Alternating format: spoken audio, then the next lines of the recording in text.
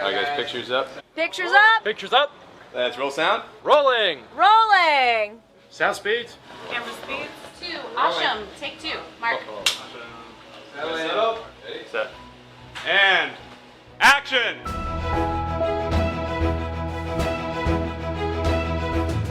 Welcome to the Penn Cinema Podcast, your behind-the-curtain connection for movie news and reviews. Now here are your hosts, Penn Ketchum and David Moulton. Welcome to the show. I'm David Moulton. And I'm Penn Ketchum. What's up? My dude. What's happening? Welcome to the show. Welcome yourself. You know, some people would say we're hungry for good content. Indeed. But one thing we're not hungry for Yeah. is stuff from the kitchen. Oh, my God. Well, we're not hungry for it because we got it. That's what I'm saying. It's so good. So did I tell you what happened today with the pretzel bites? Well, no. Was it something monumental? It was. Now, I don't mean this as disrespect to any of the thousands of kids that have worked here in the 18 years that we've been open. Right. But this afternoon, I was sitting at my desk, minding my own business. Minding your business? I was minding my own business, sitting at my desk. Oh. Sitting there minding my own business. All of a sudden, Drew says, "Hey, you can be here for a little bit?" And I said, "Yeah." He goes, "All right, I got something for you. Sit tight." Whatever. Okay. So I'm sitting there, minding my own business, sitting there. A couple minutes later, Pie to the face. Drew Straight walks to the in face. with a goodie box, Oh. fresh from our brand new kitchen. Nice. And in it, fried pretzel bites with dipping sauce. Ooh, what kind of dipping sauce? Stop it. Like cheesy. Cheesy. Oh, And I mean to tell you, and this is the part where I said I don't mean disrespect to anybody else. right. This was the best thing I've ever eaten at Penn Cinema. It was so good. I felt like I was at a proper restaurant. Because Amy and I had dinner last night at, it used to be the Sutter. Now it's, I think, Littered Springs Inn, out on the patio.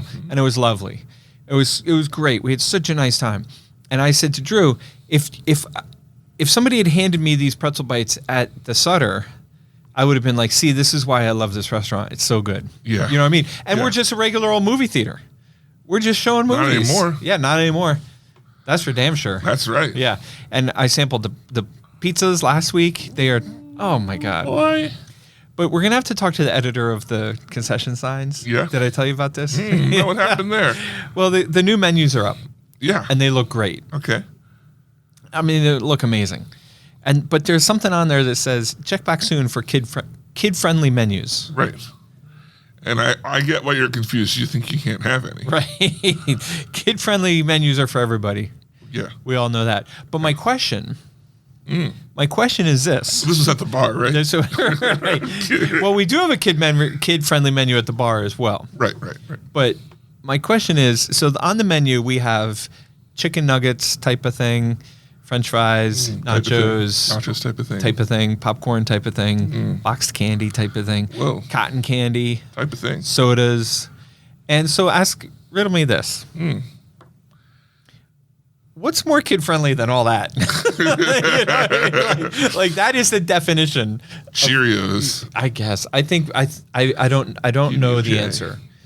It's I'm guessing that it's not different food. It might be like Portion size. we have a kids tray of popcorn. It might be something along those. It might be Yeah. like a deal. Yeah. That would make sense. I'm telling you, David, these were the best pretzel bites I've ever had in my I'm life. going to try them. They were off the charts. Yeah. I'll order them when I'm in here this weekend. Got the bar, got the food. It's all starting to come together. Spend the whole night here. And you know what else we have? What? This relates a little more to you. No. Well, to all of us. Oh. We have an incredible lineup of movies. This is a great yeah. summer for movies. Yeah. Right? Yeah. I mean, it's not just me, is it? No. It's a stellar lineup. I think it's a solid. It's like there's something solid pretty much every week. Every week. Yeah. This Some week- weeks are like more incredible, but everything's Right. solid. Absolutely. Yeah. Right. Yeah. I mean, Yeah. let's just run down the highlights. Okay. How to Train Your Dragon, Jurassic World, Yep. 28 Years Later, F1, Superman, Fantastic Four. My God. It's just great. and then you have the lower level. You have like the materialists. Right. McThregan. Threegan. McThregan, what's up? Hooray! All right. Well, enough about me. Yeah. What do you think about me? Oh, well, as I was saying. Hit me with some news. All right, look. You know that we previously reported on. Previously on the Penn Cinema podcast. Yeah, wait. I have a. You got that sound? Yeah. Previously on the Penn Cinema podcast. Got it. Nailed it. We spoke about how Marvel had moved the Avengers movies around. Well, then, what are they going to show? Well, what are they going to show? Turns out Nintendo, unaffiliated with Marvel and Disney. What? Nintendo was like, well, I mean, what if we pushed our movie 5 weeks back into that prime little spot of May 7th where Secret Wars used to be, and we show The Legend of Zelda. Oh. I know. Just when you thought it was going to be 5 weeks earlier, it's now 5 weeks later. Are you geeking out? Is this great news? Well, I think there's nothing negative about it. Like, it's far enough out. It's 2027 we're talking about here. It's far enough out, and it's 5 weeks. So to me, that's not a like production delay. That's clearly scheduling for a better weekend. Type thing. And it shows they're putting faith into it. And I think unless the trailers come out and it looks horrible, I think you're hard pressed to have a Legend of Zelda movie that doesn't like blow up. At least for the initial viewings, even if it is bad, because I think there's enough people that'll just go see it. Right. Curiosity. Yeah. Are you familiar with The Legend of Zelda? No. I mean, I've heard of it. It's a long-running franchise. Yeah. Save the Princess type franchise. Yeah. Now, with a name like The Legend of Zelda, what do you think the main character's name is? Zelda. Wrong. I got it. Princess Zelda. Ooh, Princess Zelda is the one that gets kidnapped everyone. Main character's name's Link. Well, except for there was recently, just last year, one where Princess Zelda for the first time. So who's Link? The hero. No, but I mean, who's going to play Link? Oh, see, Zac Efron. I would imagine it's probably going to be animated. Yeah, Zac Efron. Thank you. De-aged Zac Efron with long blonde De Niro. De-aged De Niro. De Niro. Yeah. And he's going to play Link, Ganon, and Princess Zelda, all three. Right. Why? Not Ganon, though. Come on. That's crazy. What, Schwarzenegger do that? Right. Yeah. So anyway, I think that's interesting news that they're just moving things around, taking up that filling that hole that Marvel left by moving things around. Okay. We've talked before. This is the only other news we really have. Yeah. We talked before about the upcoming Oscar award for stunts. Yeah. Going to be presented, I think, Yeah. by Tom Cruise. You think it's going to be presented by Ryan Gosling. Jackie Chan. Oh, you said Jackie Chan, and then somebody else wrote in and said... Top 10 Sarah. Top 10, Ryan Gosling. Yeah. Now, but we never talk about Guinness World Records. Right? I don't think so. That's true. We asked the abacus that, but I don't recall... Funny story about the abacus this week. He's been throwing it my way that he previously kept meticulous charts and graphs and ups and downs and left and right. Stop. To keep track of all of our shenanigans. Yeah. I don't like where this is going. But he's invested into artificial intelligence and pumped the show through artificial intelligence to now curate answers to quick questions. And then he also sent me, he made, like every year, it took all the episodes for a year and made a podcast about our podcast for that year. That's amazing. With AI, yeah. I love it. Anyway, Tom Cruise, he set the Guinness World Record for most burning parachute jumps at 16 times. What's a burning parachute jump? Well, it means that he jumped out with a parachute covered in fuel, and then it lit on fire, and then he had to, while falling, cut it loose and then pull another parachute. So that was the stunt that he did in the last Mission Impossible, The Final Reckoning. And apparently they had to do it 16 times, which set a world record. And I think the world record was previously at like 2 or something. Like who would want to repeatedly almost kill themselves over and over again? Oh my God. So, you know, if you put his number of burning parachute jumps together with my number of burning parachute jumps, you get almost 20. 16 right there. Yeah, it's right there. Yeah. I would say, I mean, why would we even say that's a record-breaking number? Right. It broke the record, right? Yeah. I'm a record breaker. Not with you, but it broke that number did break the record. Yeah. All right. Well, All right. Was there anything else you got going on? No, I mean, I tell you, by the time folks listen to this, you could come in tonight, meaning tomorrow night or last night, depending when you heard, and you could see the How to Train Your Dragon sneak. Oh. We're super excited to have that in IMAX. In Lidditz, it's at IMAX at 7:30. In Wilmington, it's in 3D at 6 o'clock. And in Huntington Valley, it's at 6:15 in 3D.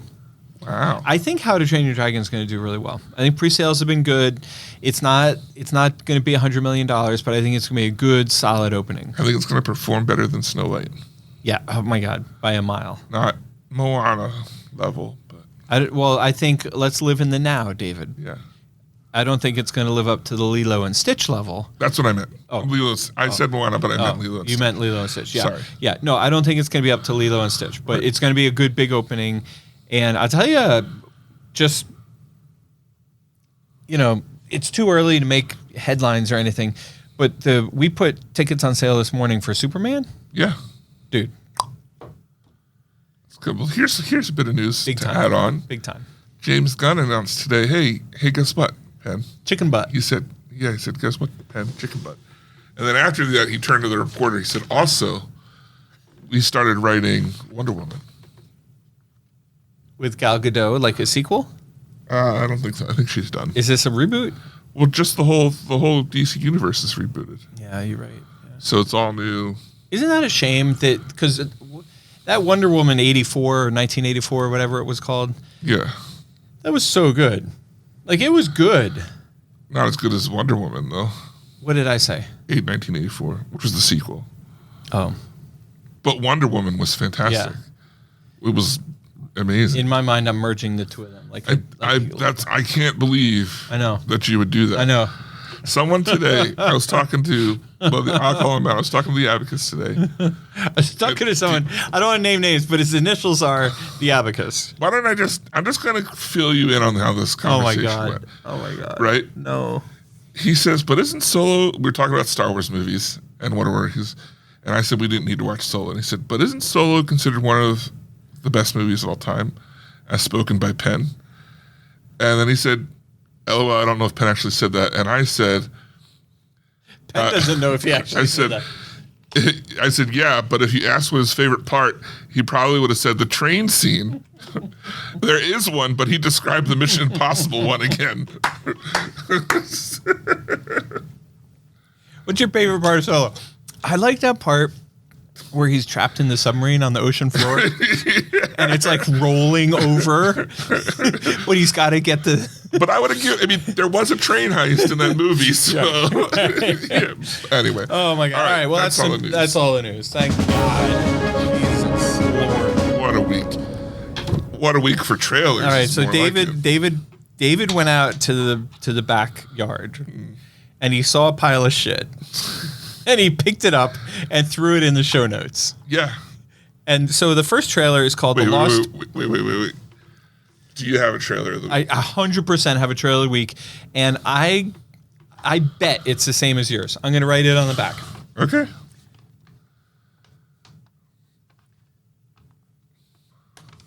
I can already tell you're wrong. Because I know what yours is. You do not know what mine is. All right. Okay. All right. It's on. First up, give us All right, Lost Bus. this is the first little turd that David threw on the show It notes. said theatrical release. It's a movie. It's a quote unquote movie called The Lost Bus. Yeah. And on the version that David watched, somewhere in super tiny fine print, it said it had a theatrical release. But In the this article is about it an on Joe Apple. Blow. This is an Apple Plus movie. Yeah. I will agree with one thing. It does look great. And if I get the chance to pick it up, I would pick it up. It looks really good. It's Matthew McConaughey as a bus driver. And is that the wildfires? Is it supposed to take place in the backdrop of wildfires in California? And I think there's no one to pick up the kids. Right. And he's like you get I got the impression from the trailer that he was like maybe a little bit of a lost soul himself. Maybe he's not an overachiever. Maybe he's an underachiever. Because he's like hesitating. They're calling on the radio for help. Anyone who can help get 23 kids, and he's kind of hesitating, and you see him look in the rearview mirror to see his empty bus. Yeah. And he's sort of, and then he goes for it. But he also, you could be right, but I think it was also, he knows that could be a death trap, because they also show him looking at a picture of his wife and kid. Yeah, he doesn't want to put himself in danger. Right, and then he decides to do it for the kids. It looks really good.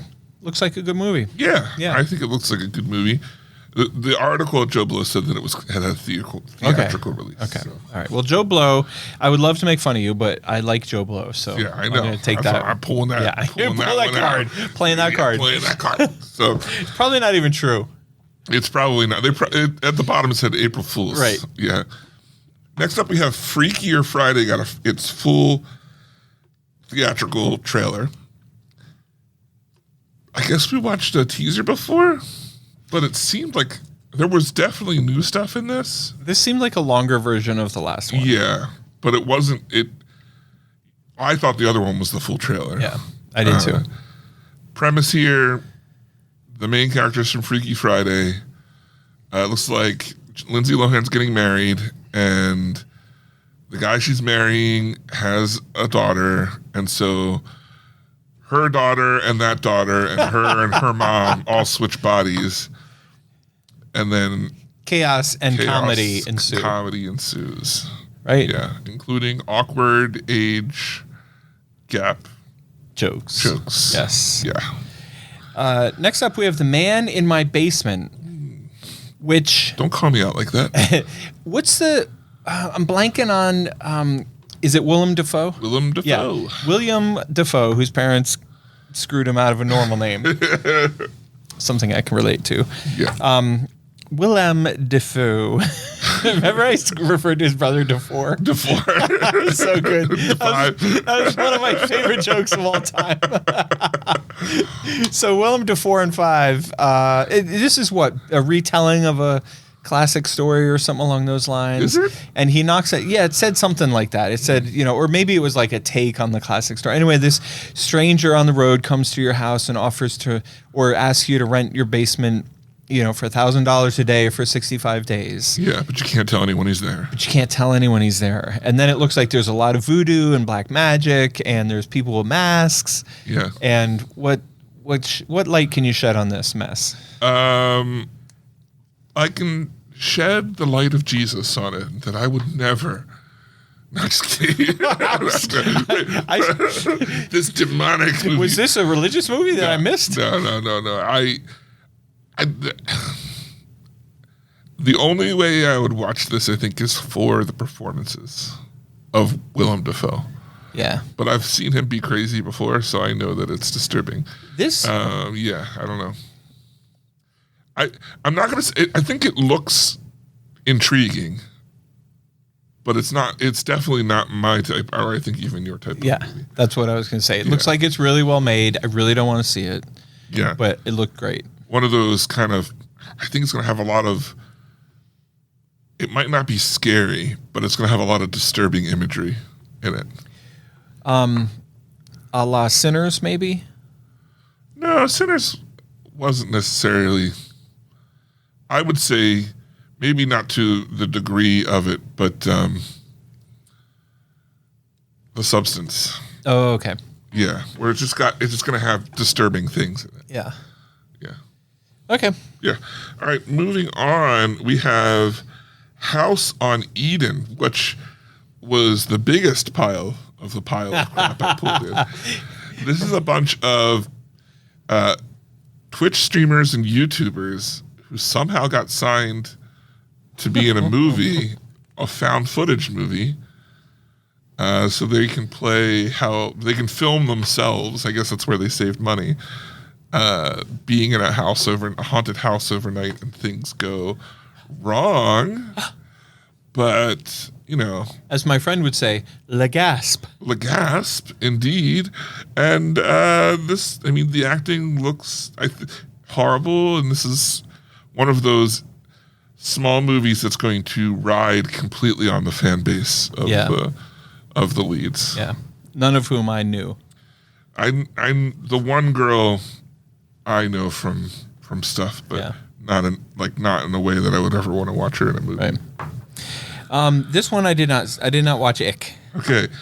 Ick is a horror comedy. Oh, is it your trailer of the week? No. Oh. And it is, I forget who the lead is, but it has one known actor in it. And you'd have to Google it. I can't remember. Okay. But basically, he's a teacher, and he thinks that maybe this one girl in his class is his daughter from a one-night stand. Maybe. But at the same time, the ick is like some sort of all-encompassing blobby virus thing that's just, spreading across and eating people and making outside really gross. I could see myself watching this because it is a comic horror Comedy. film. Yeah. I don't know that it's necessarily going to be good, but the trailer had it was interesting enough. You know what movie's getting a lot of buzz? Speaking of horror movies, 28 Years Later. Yeah, well, You and I watched that trailer and we were like, ho hum, it's going to be a big movie. Yeah, well, it's riding on 2 successful sequels, so it's got a fan base that's rapid. But I think what surprises me about it is people who I would not expect are coming up to me and being like, dude, when are we watching 28 Years Later? Yeah, I bet you they haven't watched the trailer. Yeah. This is one of those movies that's the people. I think a lot of the people who come to see it are going to come to see it solely because of the other movies and not because they saw a trailer. Yeah. That made them want to come see it. So I would agree with that. Next up, we have Dracula. What are we doing here? This is interesting. I watched this trailer, right? And I'm going to sound like a hypocrite. Okay. Because people have done this in other movies that I've proclaimed to enjoy, and I've given them a pass. The whole time I'm watching this trailer, I'm thinking to myself, we've seen this before. Like, we've literally seen this before. Like, when they redo another Batman, it's different than the Michael Keaton Batman. And that's different from the Christopher Nolan Batman. And that's different from, and it goes on and on and on, right? But this Dracula movie looks to me like every other Dracula movie I've ever seen. That's because it's Bram Stoker's Bram Stoker's Dracula, which is a very specific story. That's like if I made Pinocchio, it would have a lot of the same. So why are we seeing this again? It's directed by Luc Besson. Okay. Who Romeo and Juliet. Oh yeah, I know Luc. Fifth Element.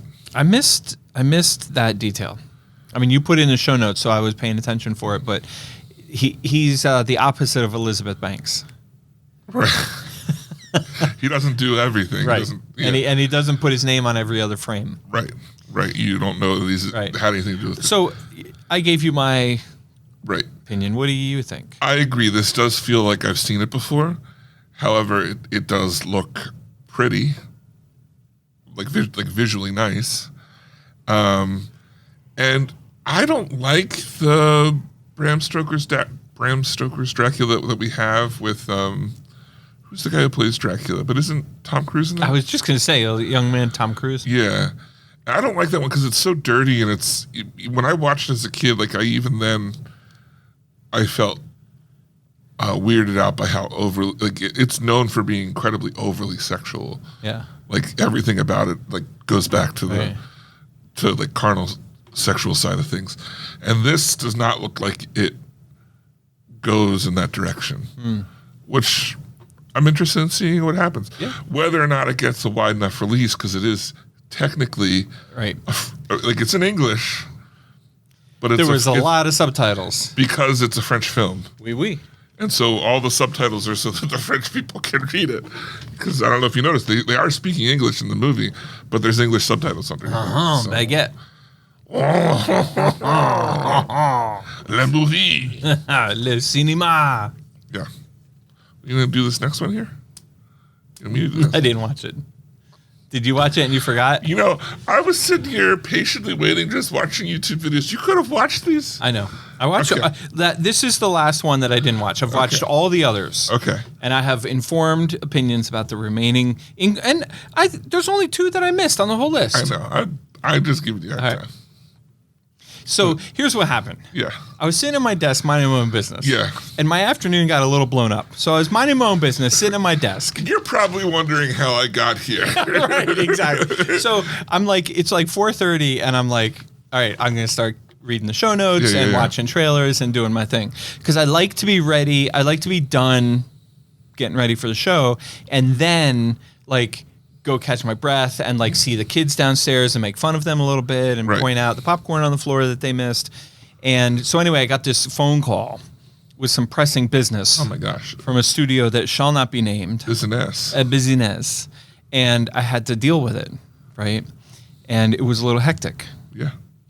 But my man took care of it. So anyway, David walked in and I was still watching trailers. I had nothing set. Usually when David walks in, everything's set up. Right. You know, the show notes are out, waters are out, we're good, we're ready. Yeah. David walked in, there was nothing set up. I instantly started crying. Right. So then we had to deal with that. Yeah. Calm down, David. It's gonna be okay. Sit down. All right, next up is a trailer called Lurker. Yeah. This is a small film that involves a 20-something guy who bumps into some sort of celebrity. I think he's I don't know what kind of celebrity. He's a celebrity.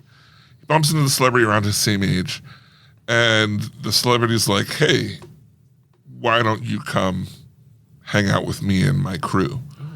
And so he hangs out with his crew, and he starts to get in a little bit more. And at one point, he's hanging out with just a celebrity, the two of them together. And the celebrity's like, man, you're like my only real friend. And then the celebrity starts integrating the guy more into his work stuff, the celebrity's work stuff. So the guy's like on set with him, and then he starts to see on-set celebrity who's like, who pretends like he doesn't know him and pushes him away and criticizes him, and it kind of hurts his feelings. And then he goes to go over to the guy's house, and the celebrity will not see him. And someone comes out and is like, maybe you just need to take a beat, take a break, and come back. And then this guy who was very lonely and had this parasocial connection that then became real is now completely cut off from this structure, and he goes a little stalker crazy. Yeah. Yeah. Eesh. So. Well, what did you think of it? I thought it sounded like a movie that I wasn't going to see. Okay. I'm picturing, while you're describing this movie, it's very low budget. I'm picturing funny people with Adam Sandler and Seth Rogen and that whole gang. Yeah. No, this is a bunch of people you wouldn't recognize in a movie that looks like you and I went outside and made it. Yeah. With 4 sets. Right. You know. Okay. All right. Next up is Kiss of the Spider-Woman, starring Jennifer Lopez and who's the guy? Diego Luna from Andor. Yeah. Yeah. Love him. So good. It's the best. What did you think of this? Kiss of the Spider-Woman? Yeah. What is it about, Penn? Kiss of the Spider-Woman movie.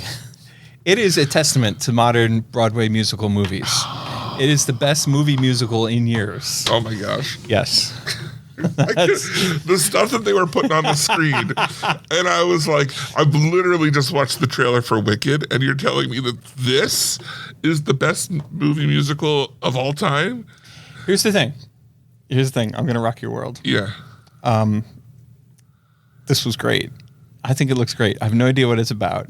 I can't wait to see it. It's about a dude who's locked up in prison. He's sharing a cell with another guy, and the other guy starts out their 30 years they're going to spend together in the jail by saying, "So what's your favorite movie?" And then they discuss, and it turns out that Diego only has one movie that he loves called Kiss the Spider-Woman. And it feel like his journey in the jail process is played out in parallel to the Kiss of the Spider-Woman's plot line. I thought that he was in it. I felt like he was imagining. He loved the movie so much he can like memorize like frame by frame, and he's fantasizing about himself being in it. See, I thought he was a part of it, and then something happens, and he winds up in jail. Oh, that could be At the end, and it's him telling the story of how he got in jail. That would be good. I don't know. All I know is that J-Lo is the co-star or the main star. Not really sure how it works. And then she's singing. And supposedly it's not only the best music you've ever heard, but the best musical you've ever heard and the best movie she's ever done. I guess I'm really wrong because I thought Kiss the Spider-Woman was your trailer of the week. No. It sounds like you didn't even like it. Not really.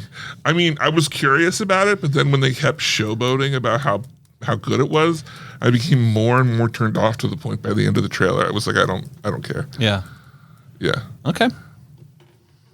Next up, we have Wicked. This is the biggest trailer of the week. I mean, this was... For good. For good. This trailer, when it dropped in the 24 hours after it released, drew... I'm not going to say the number because I'll get it wrong, but it drew more views than any trailer in the history of the movies. Whoa. That's impressive. That makes me feel like it's going to sell some tickets in November. Take the weekend off. That would be a great time. Let's remodel. Yeah. Shut half the theater down. It's a great trailer. I mean, I don't know. You see a little bit of Dorothy a couple times and her crew. And I don't know this story any more than the premise of what sets it up, which is what was in the first half. I have no idea what happens. I have no idea how far it goes. What are the questions we're trying to address? Was it a good trailer? Maybe. Yeah, it was a good. Is this your trailer of the week? No. This is what? Trailer of the week. This is a great trailer. Yeah. So is it a good trailer? Like, I guess so. Does it make me want to see the movie? Definitely. So maybe that goes back to say, oh, it's a great trailer. Yeah. It's a good trailer. It's effective because it's an effective trailer. It's an effective trailer. Yeah. And does it tell me anything? It doesn't. I didn't feel like it told me a whole lot more about what's going on. And I don't think it needs to. I was confused about the whole Wizard of Oz thing. Like they showed Dorothy and the Lion and the Witch in the Wardrobe all there, trying to get their presents from the guy. Well, Wizard of Oz still plays out how it plays out. Right. This is what, a prequel? It leads up to it? And I think through it, because she knows she dies. But it's kind of like... Which my guess... I don't want to see her die. Like, we have fallen in love now My guess is that it's a faked death. Oh. So that it's going to end with Glinda covering for her and the guy so that they can go... So Dorothy's going to take the red slippers, head over to Oz, but meanwhile, Glinda's going to come in and secretly pull Cynthia Erivo out from under the house, and they're going to go off and be besties. Cynthia Erivo was never under the house. That's her sister. Oh, that's her sister. Yeah, I think when she throws the water on her... Oh, that's right. Right. It's going to... But by that point, it's going to be a setup as part of their plan to take down... Maybe Glinda's not involved. I got my witches mixed up. Yeah, but it's to take down Oz. Dismantle Oz by the end. That's brilliant. I'm trying to think. There are movies, multiple ones. I'm thinking right away mafia movies, but I can't. What movies have we had where one of the main characters coordinates with an ally to like sort of fake their death? Well, you have Dark Knight. Well, what's the last one? Returns, Rises. Dark Knight Rises. Oh yeah. You have Unusual Suspects. Yep. Usual Suspects. Trying to think of another one where that happened. Matrix doesn't do that, does it? No, I don't think so. There are others, for sure. I'm just saying. My reason why I say that is because I'm agreeing with you. Like that would be a really cool. I guess all the people who know the story are screaming at us right now. Right. Yeah. Who's our everyone's favorite sister? Everyone's favorite sister. Yeah. And what's her relation to her dad's like the president of the fan club or something? No, that's Frodo. Frodo. Yeah. Frodo's father. Yeah, so she's screaming. Frodo is really screaming at us right now because she's. Frodo is intelligently writing us a long memo on why we're wrong. She's not with no malice. So how dare you? No, none. How dare you? Frodo, I got you. Everyone's favorite sister, on the other hand, house has been torn apart, and her husband's coming home to find a wreck and wondering if they didn't close the windows for the last hurricane. Right. Yeah. Okay, so this was not your trailer of the week, nor my trailer of the week, but it was a good, big trailer, made big news in the movie industry. Right. Next up, we have my trailer of the week, A Big, Bold, Beautiful Journey. That's my trailer of the week. There you go. See, I knew you had good taste. Look at us. Choosing Look at us. The good, and the good, the bad, and the ugly. This movie is, we don't have a word for the opposite of a pizza movie. But I don't think we've ever seen a movie like this. Maybe we have. Maybe it's like a twist on A Christmas Story.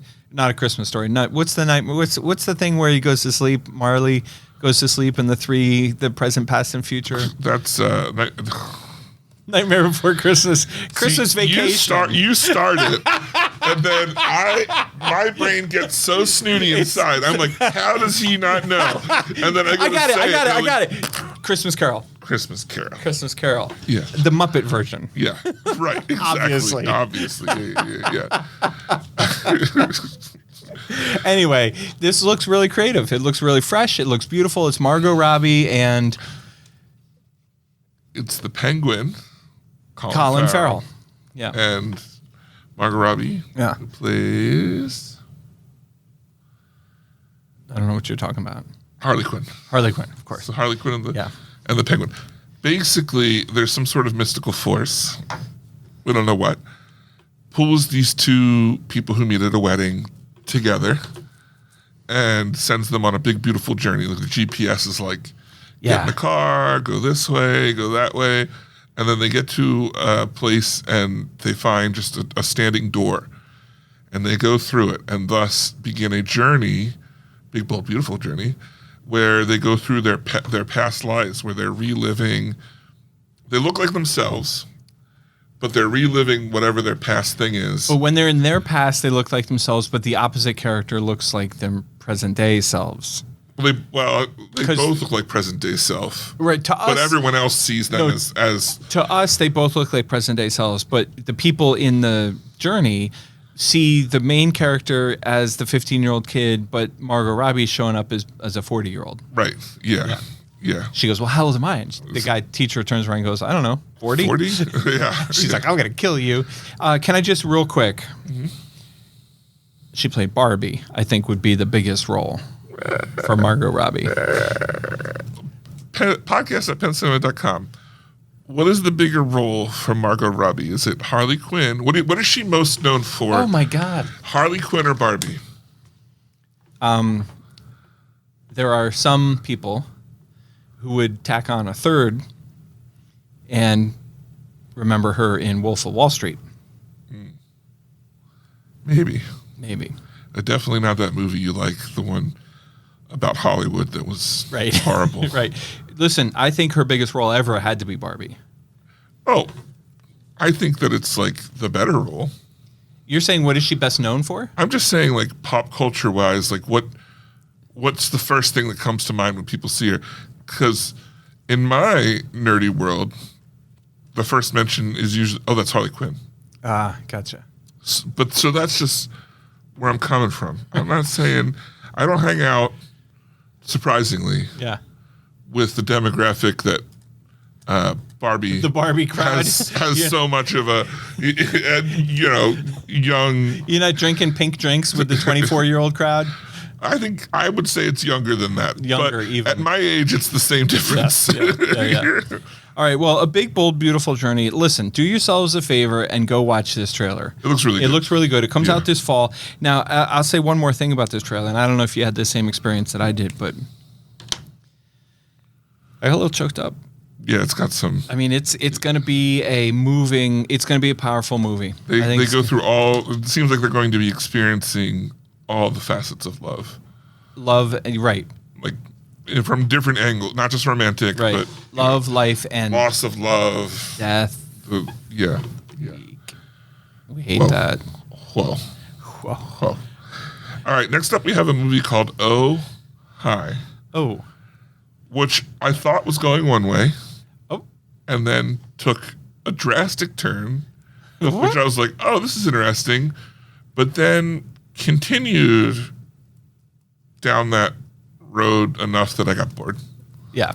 in the trailer. Yeah. It just didn't look like it was really well made. Yeah. So the premise here is two young people seem to be super in love.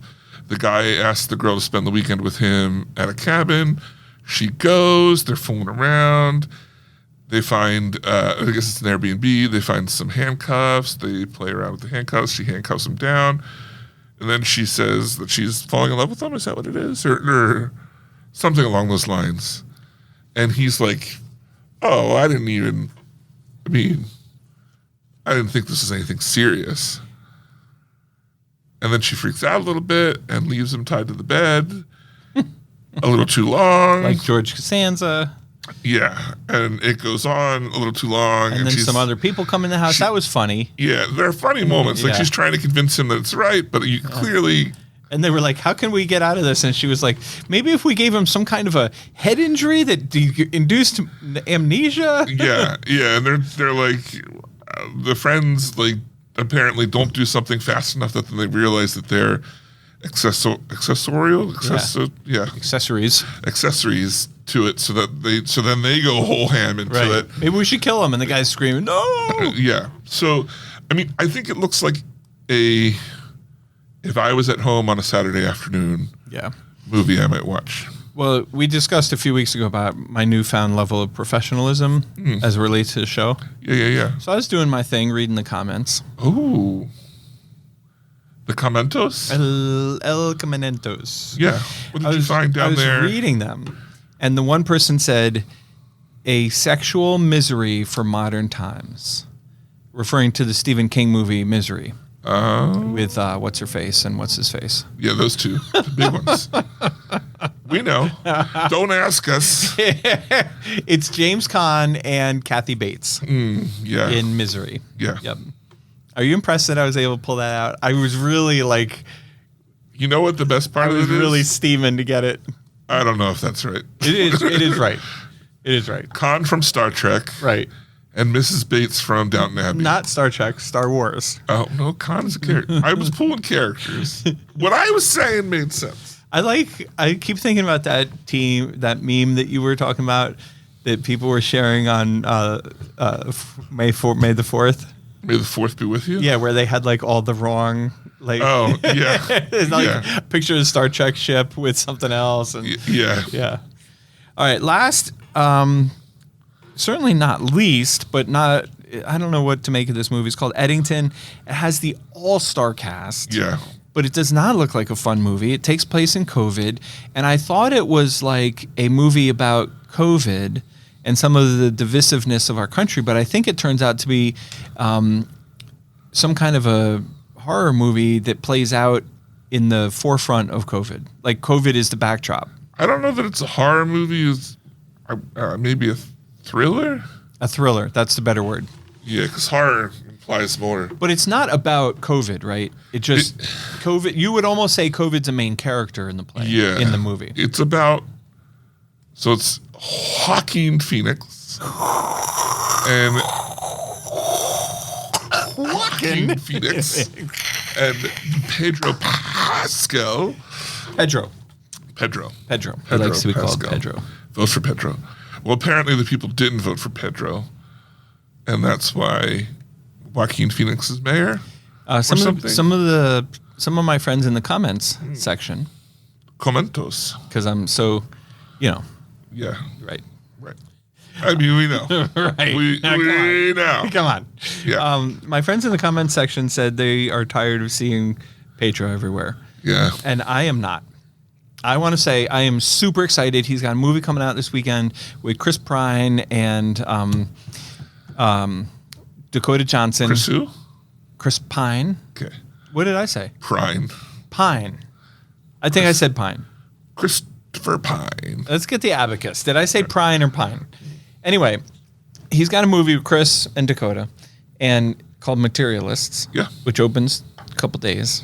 Looks amazing. I predict it's going to be a sleeper. Yeah. Yeah, no, I think the thing is that right now we're seeing previews of him being in a bunch of stuff, but that stuff's not out right now. I think if you're going to complain till this about weekend. seeing too much of him, then I'm not your guy. Whoa. That's What's up? big. What's up? Did you leave that comment in What's the up? comments? I did. You should have. And they were like, who? Oh, what do you have to do? When can you start being like, what do you have to do to be qualified to leave comments? Like, when can I start leaving comments? I mean, if you have a Google account, you just have to register it on YouTube. You don't have to have like some sort of qualification to know things about things. My dude, if that existed, we wouldn't have the comments section. Yeah. All right. So this movie is about a guy who's mayor or running for mayor or re-election or something, and Pedro Pascal doesn't get along with him, and COVID happens. And at first it looked uncomfortably too close to home, and just like people, the way they were reacting and stuff, it's like, why would I want to watch this?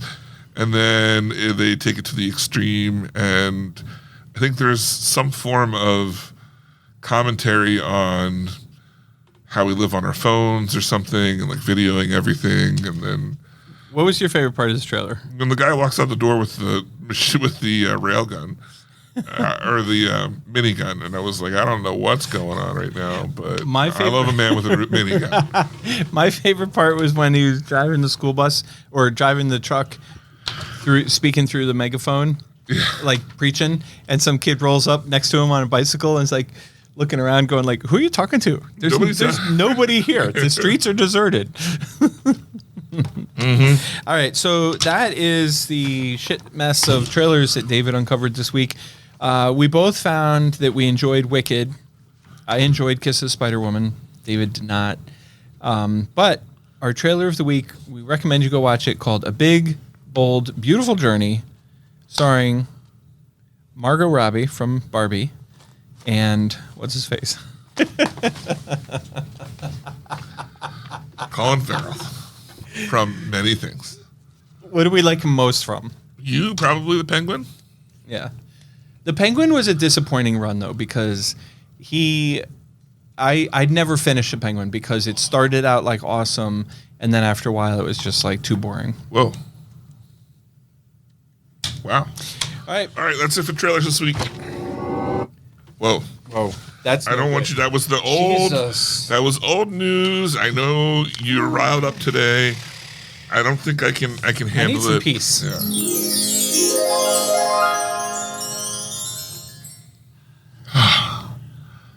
It was like a whole new show. This week we reviewed the Phoenician Scheme, film by Wes Anderson, starring what's his face? Benicio del Toro. Benicio del Toro.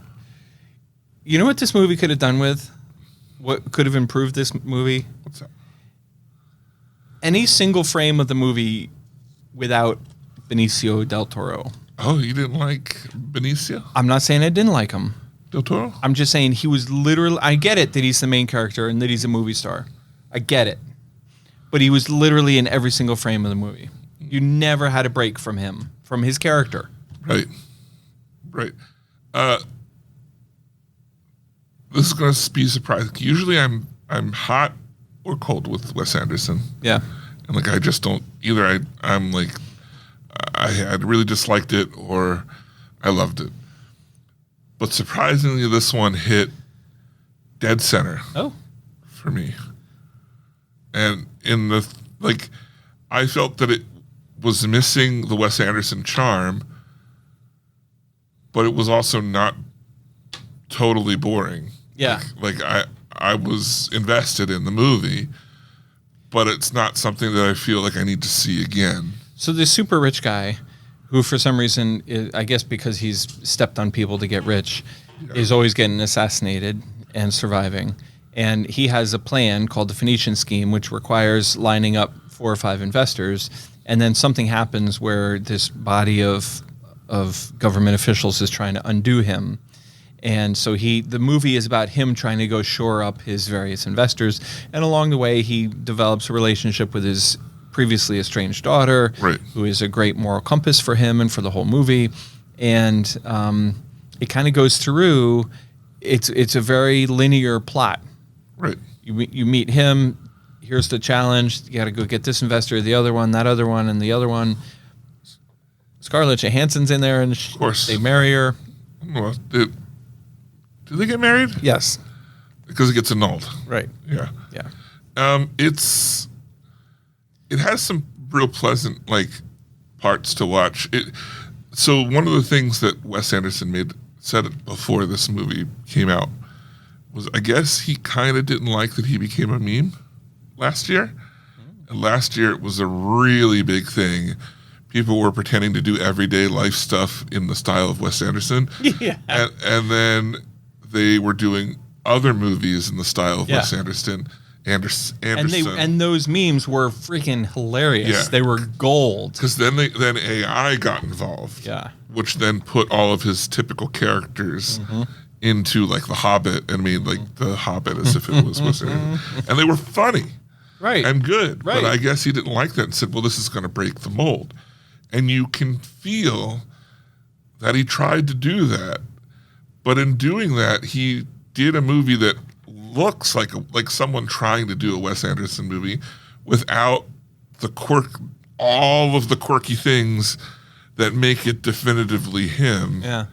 Like it just kind of skirts around them. Instead of there being some grand list that the narrator reads off, they read off those boxes. Benicio del Toro. I'm not sure that I would. I'm not sure. It felt lacking Wes Anderson-ness. I didn't think so. It seemed like 100% pure Wes Anderson to me. Let me tell you what happened to me. Yeah. I'm in the lobby, minding my own business. In the lobby? Minding my own business, standing in the lobby. Okay.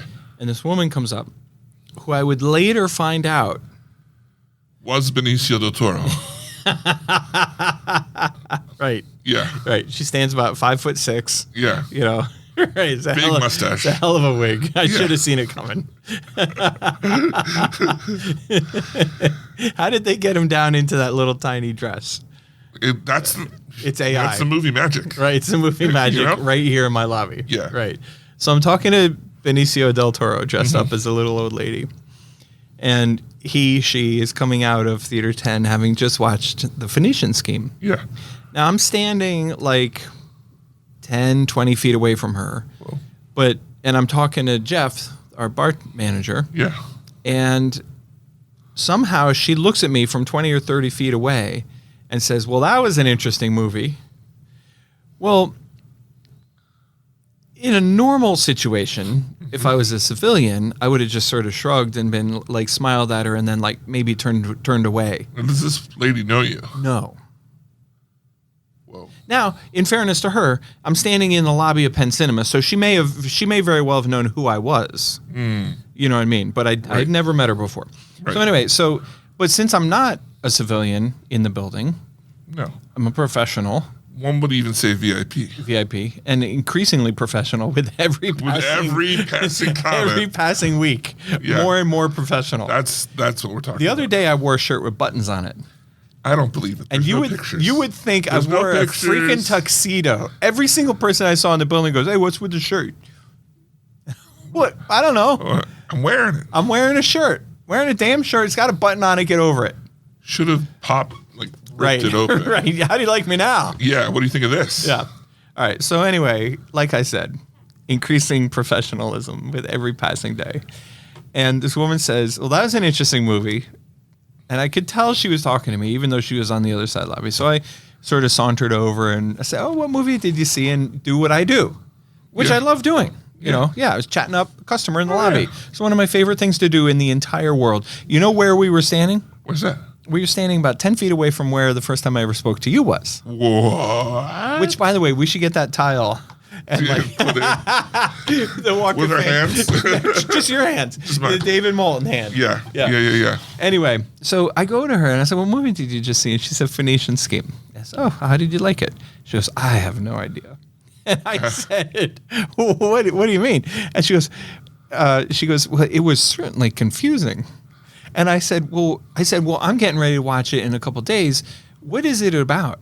And she goes, I think just because the nun was in the movie so much, Yeah.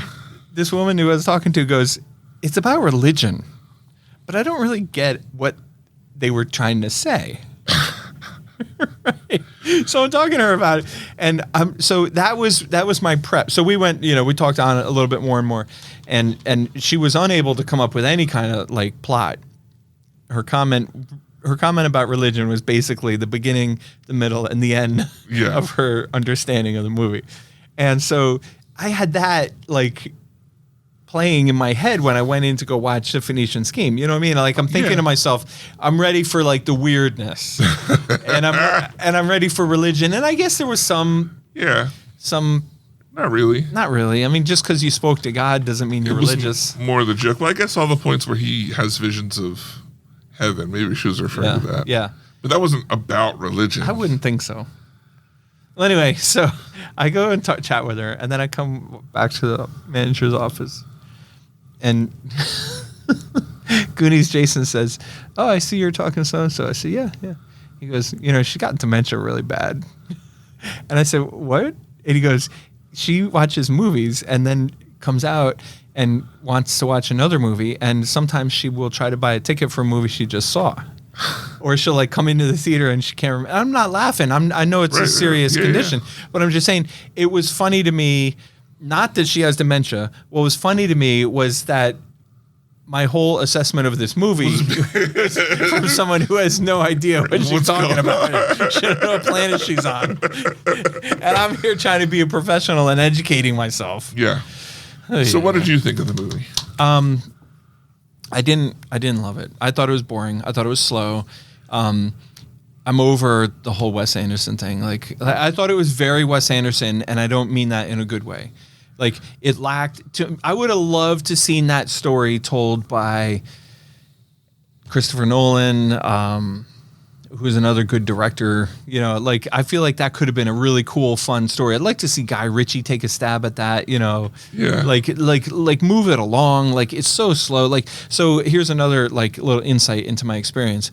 I'm watching it by myself in the morning, and I come out and I go refill my coffee, and here comes Jason. So how much of the movie did you miss? I didn't miss much, but what I'm saying is, here comes Jason, and he goes, "Oh, what are you watching?" I said, "I'm in Theater 1 watching Phonetician Scheme," and he goes, "How do you like it?" And I looked at my coffee, and I go, "Well, I'm not rushing back in." But I didn't miss much of it. I'm saying I didn't miss anything more than the average person, who might step out of a movie. I didn't hate it. I think if you like Wes Anderson, you're probably going to like this movie. If you're not a big Wes Anderson fan, here's one thing for sure that I feel strongly about. If you dislike Wes Anderson, You're not going to like this movie. you're going to hate this movie. Yeah. Well, I'm going to say worst movie of all time. Me too. A lot of the times I say, well, I didn't hate it, so best movie of all time. So now I'm going to say I didn't love it, so worst movie of all time. Worst movie I've ever seen. I've ever seen. Yeah. It's The Woat. It's The Woat. Whoa. It's The Boat. The baddest. Baddest of all time. Anyway, The Phonetician Scheme was a movie. We saw it. We didn't like it. Next week, what are we watching? I want to watch The Materialists. The biggest movie next week is going to be How to Train Your Dragon. Is there not another movie that comes out next week too? Yeah, The Life of Chuck. Oh, that's supposed to be the big one. But I'd rather watch The Materialist. No, sir. Life of Chuck is not going to be the big one. Life of Chuck's opening in Theater 8. Really? It's They're stay definitely there. advertising it. It's going to stay there for a couple weeks, and then... They're definitely advertising it like it's supposed to be a big deal. Well, How to Train Your Dragon is... I don't know anything about it. It's going to be the big deal.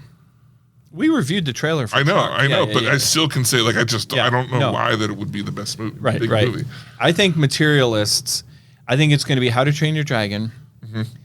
And then I think it's going to be a dogfight between Materialists, which I think is going to lose out to Lilo and Stitch. Yeah. I think it's going to be Dragon, Lilo, Materialists, Mission Impossible, Ballerina? Life of Chuck, Ballerina. Ballerina's doing that bad, huh? Well, it's not doing bad, but I think it's going to drop in the face of competition. Yeah.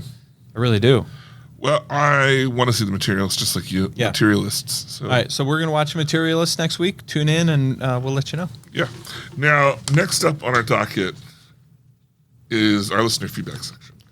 That's where we get listeners' notes, questions, comments, answers, so forth and so on from many people like you. All over the world. All over the world. And you can write us in at podcast@pencinema.com. We're going to start off with an oldie but a goldie. Someone who hasn't been around in quite some time.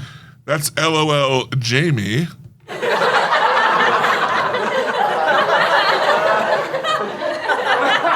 That goes on forever. So I'll just stop. So wait a minute. I got a bone. Yep.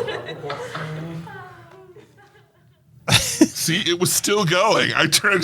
But we have other introductions like. There you go. I'm saying, give the girl her due. Give her her due. Yeah. Her due spot. She's a big shot on the show. Yeah. She deserves a full-blown clip. Who's the one where you play the soundtrack from Lord of the Rings or something? Frodo. You play that goes on for an hour and a half. Yes, it's the whole movie. We got to sit through the whole movie every time she writes in. Yeah. And God forbid we get interrupted. I got to start it over again. Right. I got you back, Jamie. I'm not going to let him play you off and fade you out like a second-class citizen. You're first class. Forever. You are first class. Well, LOL Jamie writes, and she says, Pen. What's up? Shai Hulud. Yes. What's that? Some Dune shit? What's that? Some Dune shit? I thought David was going to burn the theater down. He said, in other news, David's inability to recall names thwarts us again. He told me Tim Robbins was in Friendship. Me thinking, the guy from Shawshank Redemption? I had not seen him in the trailer because he is, in fact, not in the movie. I enjoyed watching the color theory and the costuming. That's it for that movie. It tried so hard to be funny and was just disappointing. I don't know where these good reviews are coming from. Most unrealistic moment, no woman would wander off in murky water in a dark sewer, especially in her work clothes. But I do like the creativity and quirkiness of A24 movies. A24's been on a tear. They got Friendship. They got Bring Her Back, which is doing really well. I actually want to see it, and they are responsible for The Materialists. Friendship over this week? No, but it moves to a split. Okay. Friendship and Bring Her Back are going to split in Theater 1. Okay. Which is great because they're both in flat format, which looks really terrific in Theater 1. Nice. Next up, we got Tony Baloney. All right. Tony writes in, so there I was, sitting in my office. I want to do a little creative editing because he did it wrong. Well, yeah. Fix it. Yeah. Fix Tony. So there I was, sitting in my new office chair, listening to the Penn Cinema podcast. Sitting in my new office chair, minding my own business. Minding my own business, listening to the Penn Cinema podcast. Spotting the cool new logo on my iPhone for people to behold as they walked by my desk. Secretly, I was waiting for someone to ask me what I was listening to so that I could convert more people to the podcast way of life. I dig it. That's what you got to do. That's what you got to do. See, if everybody would think that way. I know, if only. At the end of the show, when you ask me, I'm going to say, just be like Tony. Yeah. But the corrected version of the Tony. corrected version. Yeah. You're supposed to say what you're doing, minding my own business, and then you're supposed to repeat, minding my own business, say what you're doing. That's a throwback to Eddie Murphy, his stand-up comedy. When he's talking about the guy who witnessed a car accident, he says, walking down the street, minding my own business, walking down the street. One might even say it's a throwback to the standing comedy of Eddie Murphy. You could. Yeah. That was good. See what I did there? I see what you did there. I had a good one earlier in the show that you just let ride. I'm hungry. I'm slow. Tony Baloney continues on by saying, I also have to say I was totally impressed by Penn after this week's podcast. I've always liked him better than David. He's so much smarter, much just generally better. Oh, wait, no, that was... This is the corrected Tony. Yeah. What Tony actually said was... I'm totally impressed with Penn after this week's podcast. You see, there are method actors in Hollywood, but I never thought I would see a method cinema owner. Penn blew me away as he prepares for the new F1 movie by watching a great race. I was watching the Madrid Grand Prix, I think, the Spanish Grand Prix, by watching a great race and even going so far as to watch Netflix Drive to Survive. Totally impressed, Penn. You showed dedication to your art and should be commended. David, to you I say... do better. And then Tony executing the best sign-off in the history of sign-offs. He signs off by saying, lunch meat forever. Mixing it up from forever lunch meat to lunch meat forever. Next up, I'm not going to do better. I'll just say. We can just hold it there. He also gave us some hints on how to impress Top 10 Sarah and make her think. Oh, right. But I don't want to give it away because then we don't have that in our back pocket for when the movie comes out. Yeah, when we're like, well, what about Tom Petty? Right. Dale Earnhardt. Tom Petty. Not Richard Petty. No, the rock star. Tom Petty. Right. Yeah. We're going to be so ready for this. Oh, my God. I can't wait. I cannot wait. Wheels and deals. All right. Remember Hazmat Josh? I do remember. He's back. He's back. And, he says to us, fine gentlemen. He's so wrong. This must not be for us. Fine gentlemen. I'm sure you were just sitting there minding your own business at work when this email came in. So sorry in advance for interrupting that. It's been a while since I last wrote in, but I wanted to give feedback about all the things that have changed since then. The upgrades in the lobby are great. Thank you for putting the effort into making it truly an experience coming to the movies. We took our kids to see Lilo and Stitch, and the kids' popcorn boxes, the cups, and everything were a hit. My wife and I were able to sneak away from our 4 little ones to come see the special showing of Wicked last week, since they missed it in the theaters. This was a big deal. And the prizes before the showing were very thoughtful, even though we didn't win any. My wife was excited to find a special drink at the bar for the movie and a souvenir cup that came with it. I think the new Penn Cinema logo looks great, and the commercial and the previews you had for Lilo and Stitch was great as well. I'm sure by now you're wondering why the subject of my email referenced the M word, and I would like to explain. The email was called the M word. Please do.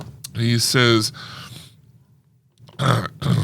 Sometimes when I'm just going throughout my day, minding my own business, and I hear someone say the word movies, the M word, I immediately interject to tell them about Penn Cinema and how it's the only place to watch the latest films, special events, and also classics. And I tell not only my friends about the only theater brand I visit on top of their great podcast, but I pretty much tell everyone I come in contact with about them. For a refresher, I am cousins with Trailer Master Jason, so shout out to him. It's all in the family with these guys. I know. Yeah. Keeping it in the family. Thanks for writing in. Thanks for the kind words. Very cool. Glad you had a good time at L Theater. Very cool. Yeah. We had so much fun with that Wicked. Pictures looked like it was a blast. Oh my God. You know who I spotted? No. Black Bumper Becky was here. Oh shit. Yeah, she had some photos. The whole Wicked thingy. Yeah. You guys got down there? And I was like, look at that girl having fun. Who let that happen? You know what we haven't talked about? What's that? And I don't think you saw it. I think it somehow escaped you because Drew and I both commented on it. Oh, really? There was a picture posted on Facebook that tagged me and also tagged Drew for some reason. Really? And there was I'm blanking on who it was, but it was one of our friends in a "This Is My Penn Cinema Podcast" T-shirt. He was in Las Vegas at the F1 Experience and bumped into a fellow Penn Cinema Podcast listener, and the two of them posted a selfie. No, wait, for real? For real. Do you remember who it was? I don't. I recently... You deleted the photos. Listeners. Yeah. Can we get real for a minute? I deleted Facebook and Instagram off my phone. It was out of control. Yeah. So I have Facebook, and I'm still on Facebook and Instagram, but I do it at my desktop or my laptop or whatever when I feel like it. But it just was too much. I got to check it out. See what you and Drew Yeah, it was on Facebook. were posted. I don't know if it was also on Instagram, but where I saw it was on Facebook. Okay. All right. That's cool. That's insane. Yeah. And also, I'm going to Vegas later this year, and You think you're going to run into both of them? I first of all, I expect to. Yeah. And second of all, I definitely want to go check out the F1 experience. Now that I'm a big shot F1 fan. Yeah. You know, I got my Tom Petty jacket. Now, did you know the other person in the photo too? He looked familiar to me, but Okay. there wasn't a name on it. All right. We'll see. Oh. We'll see. Okay. All right. David. And this brings us to some of the best, biggest, and most important part of the show. I did not say to rip your pants. Oh. I thought you were going to play my tune. I am. Oh. But first I have to ask you, Oh, Penn, yeah. what's up with you?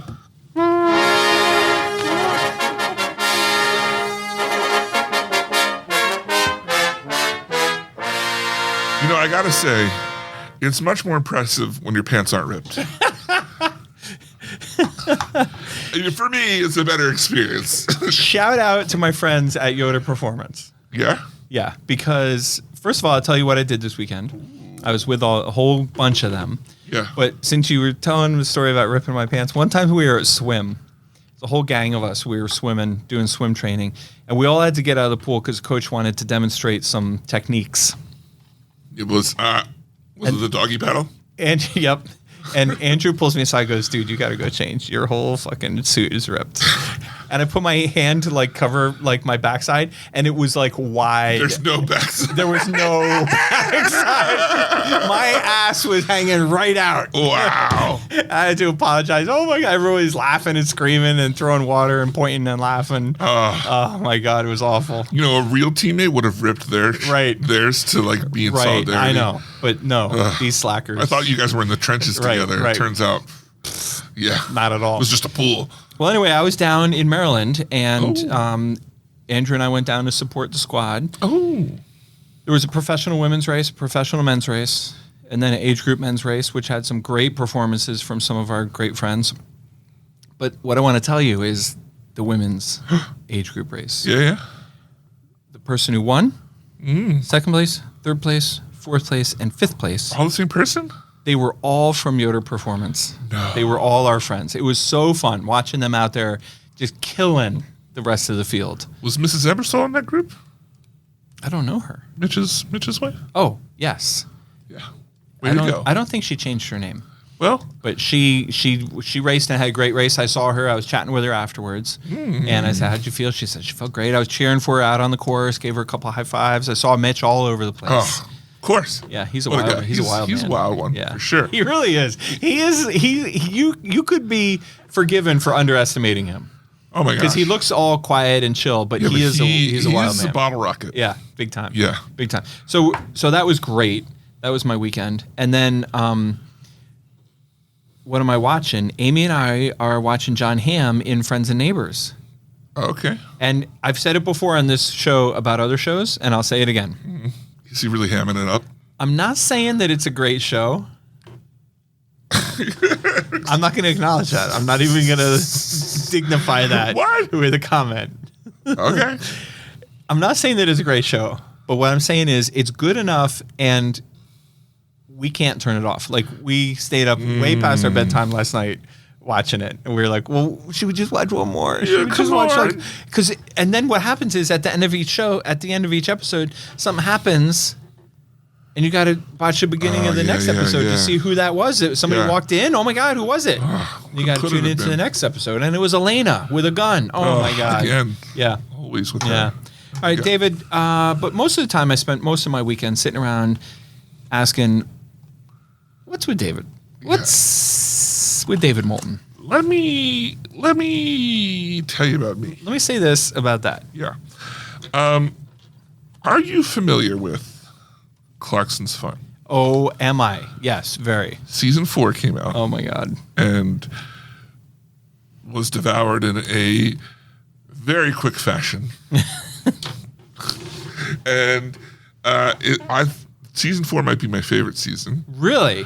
Just because... I mean, I don't know. that's saying a lot because the other seasons have been great. Yeah, but I don't know what it was about this one. I think it showed a little bit more of... I think in every season he's always shown as in only positive light. Okay. And not that he's shown in necessarily a negative positive light, but they definitely didn't hide away from showing that was not having an easy time, and that negatively affected other people in the show. I don't want to give away what happened. Okay. But that's interesting. In enough of a way that there are times in the show where people quit. So it's not like with what they're doing. Yeah, okay. I can see why. So it sounds like the show's like added a little meat to its bones. Yeah, and unlike the other ones, because again, it is a reality show that has a lot of factors in what happens, the other ones all kind of end in like, well, it might not be what we wanted, but we did it, right. But this ends on a like, well, we're going to keep going, but we failed. Interesting. And to that, I thought was just a good, when you think, farming is hard. Yeah. I mean, I don't know, but farming is hard. I mean, between the two of us, right? We got a lot of farming knowledge. Come on. Yeah. So anyway, if you like Clarkson's Farm, and if you should watch season 4, and if you haven't watched Clarkson's Farm, and even if you're not a reality person, because I'm not a reality TV person, it doesn't feel like reality TV. It charms you right in. It's not the normal kind of reality show. It feels to me more like, I know this is not what it is, but it feels like, I intend this as a compliment. It feels like a mockumentary. Right. But it's real. Yeah. And then my weekend was also filled with Mario Kart World. The new Mario Kart game. Because you got the new Switch, right? I did. Yes. I did. Your boy got the Switch. And then he played Mario Kart. And that was the story. I was telling someone about how you don't like to get up early in the mornings. I don't know what you're talking about. And I said, well, he's up all night playing video games. And they were like, really? And I was like, yeah, my boy doesn't just talk to talk. He walks the walk. Not so much anymore, but there was a time. I'm not saying that I'm not still up all night, because I tried to explain to someone this, because I had a 3-day weekend. And they're like, well, what'd you do today? I was like, well, I kind of slept a lot, but, here we are. Yeah. And they're like, well, why? And I was like, well, the moment that I don't have to get up for something, I become completely nocturnal. Yeah. And I was like, I may not have gone to bed before. So. Well, you got that new Switch. And I wasn't even doing that. Oh, gotcha. Yeah. In 3 days, I played maybe 2 hours.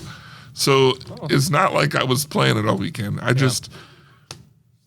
read, I don't know what it is. I'm just more energized at night. Yeah.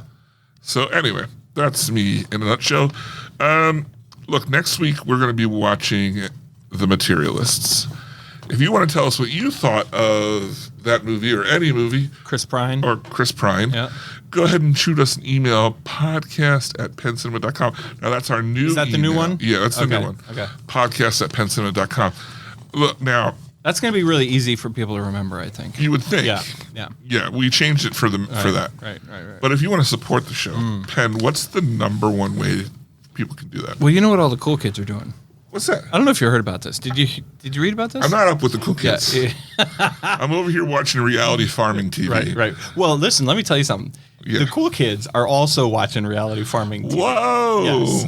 And there's been a mass rush of cool kids getting on airplanes and flying to Costa Rica.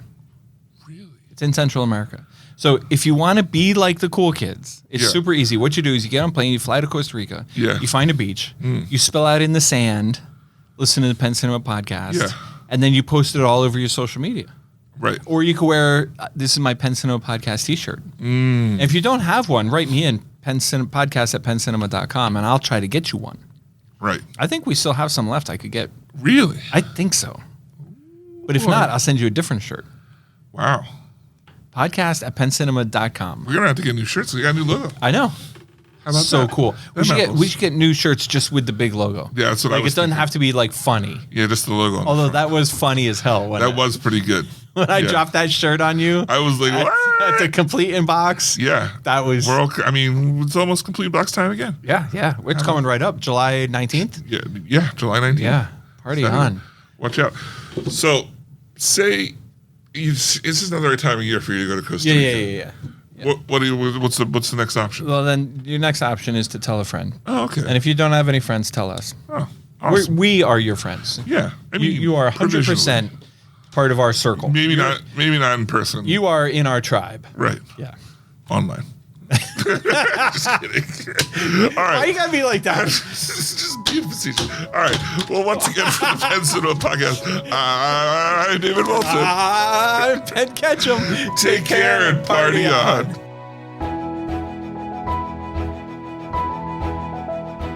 Thanks for joining us this episode. Our hosts would love to hear from you. To contact the show with your thoughts and reviews, email podcast@penncinema.com. This podcast is a production of Penn Cinema. Escape to the movies at Penn Cinema, featuring crisp digital projection, killer sound, reserved seating, and premium power recliners. With locations in Lancaster, Pennsylvania, Wilmington, Delaware, and Huntington Valley, Pennsylvania. Showtimes and tickets available at www.penncinema.com.